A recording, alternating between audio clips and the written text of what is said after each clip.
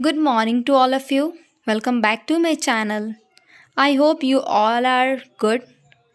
So we have studied in previous chapter, previous lecture, meaning of income tax, and next topic is who is liable to pay income tax, and next income tax department, and last finance act.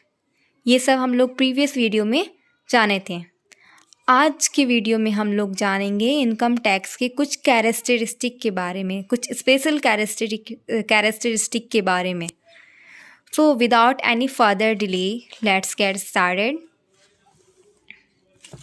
देखो, सबसे पहले हम लोग जानेंगे कि features क्या होते हैं और कैरेक्टरिस्टिक क्या होते हैं. देखो, फीचर्स एंड कैरेक्टरिस्टिक मीन्स होते हैं विशेषताएं. Both are same. तो features of income tax. Before starting study of income tax act it is important to know its characteristic.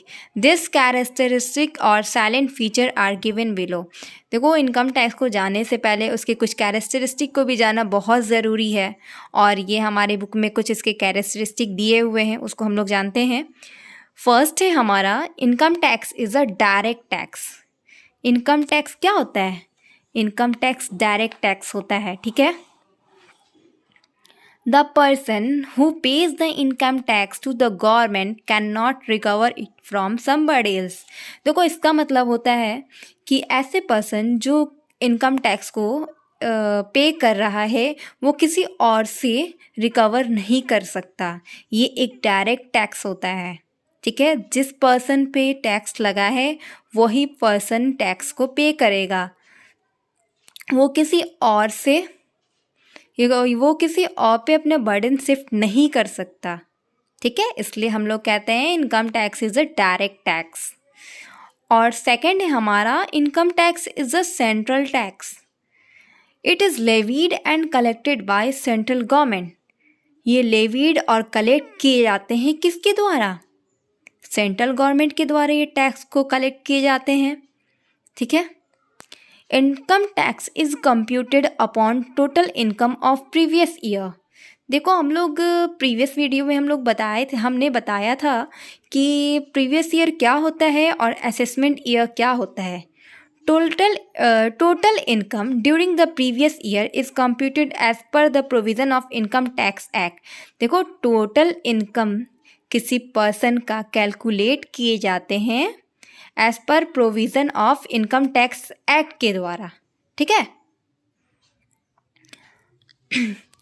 4 है exempted limit of income tax. Exempted क्या होता है? छूट होता है. क्या क्या छूट होता है इनकम पे? Under income tax act, exemption limit of income has given and up to that limit no income tax is payable. देखो, कुछ छूट भी दी गई है टैक्स पे, जैसे कि एक रेट ऑफ टैक्स के हिसाब से अगर किसी पर्सन की इनकम 2.5 लाख से ज़्यादा होती है तो उस पर्सन को इनकम टैक्स पे करना पड़ेगा. अगर 2.5 लाख से किसी पर्सन की इनकम मतलब 2.5 लाख तक है तो उस पर्सन को इनकम क्या उसे पे नहीं करना पड़ेगा. This limit is known as exemption limit of income. इस लिमिट को हम लोग क्या कहते हैं? एग्जेम्पशन लिमिट ऑफ इनकम कहते हैं. Any income which exceed that limit shall be taxable. This limit may vary for each assessment year. और ये जो लिमिट है वो हर साल वैरी करती है, हर साल कुछ ना कुछ चेंजेस होती है असेसमेंट ईयर में. दिस एग्जेम्प्टेड लिमिट में also be different in case of normal SSC. और ये जो एग्जेम्प्टेड लिमिट है वो नॉर्मल एसएससी, जैसे नॉर्मल एसएससी में कौन कौन से आ जाते हैं?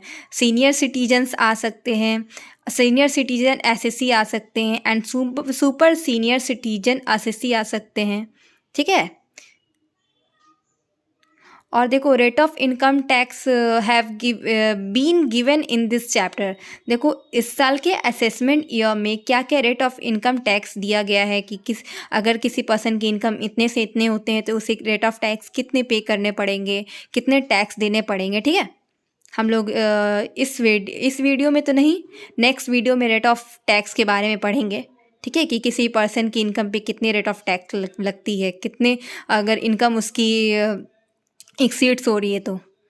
और 5 है हमारा income tax is payable by every SSC if his income exceed the exemption limit of income. Assessee include an individual, Hindu undivided family, a firm, a company, every artificial person. देखो, यदि किसी पर्सन की income exemption limit से exceeds करती है तो उसे tax ज़्यादा से ज़्यादा पे करना पड़ेगा।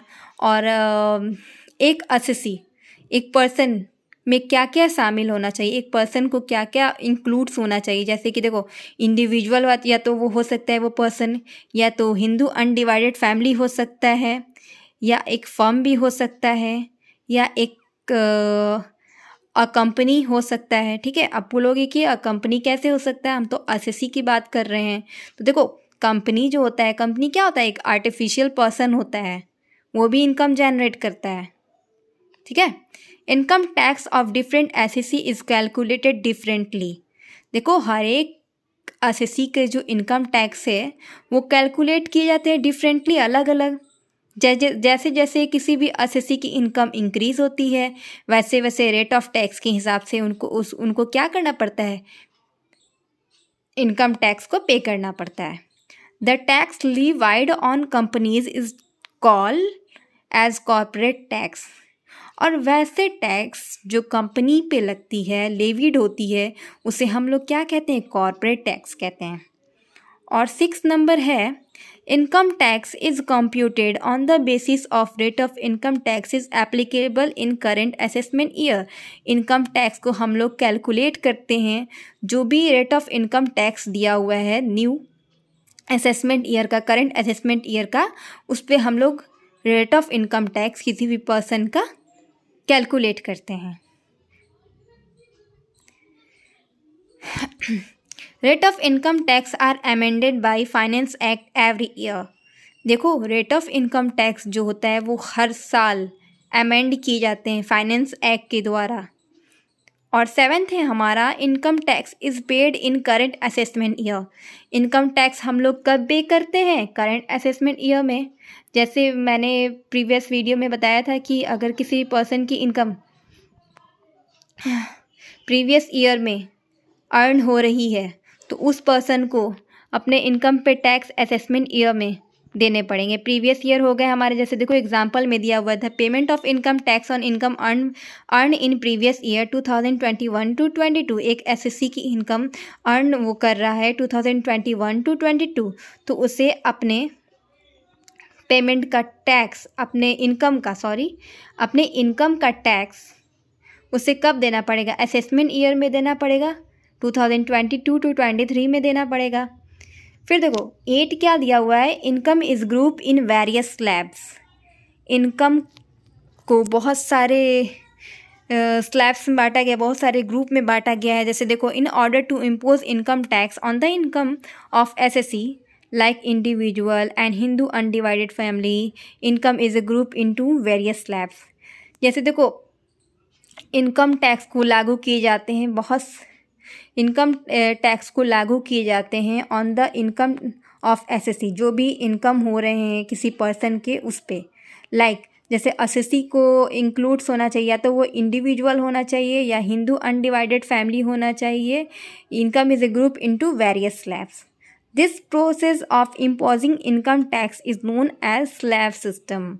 और इस प्रोसेस को हम लोग क्या कहते हैं, स्लैब सिस्टम कहते हैं। Income tax rate are different for each slab. और हर एक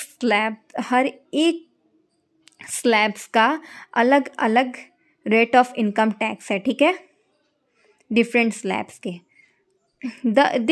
the purpose of this slab system is to recover more tax from high income assessee. देखो इसका पर्पस क्या होता है, ज़्यादा से ज़्यादा टैक्स लेना। अगर किसी एसएससी का इनकम ज़्यादा हो रहा है तो ज़्यादा से ज़्यादा टैक्स लेना, ये पर्पस होता है। और देखो 9 नंबर क्या कर रहा है, progressive rate of income tax. Income tax क्या है, progressive rate of income tax है। देखो हर साल किसी भी पर्सन का इनकम जैसे जैसे बढ़ता है वैसे वैसे रेट ऑफ टैक्स भी बढ़ता है।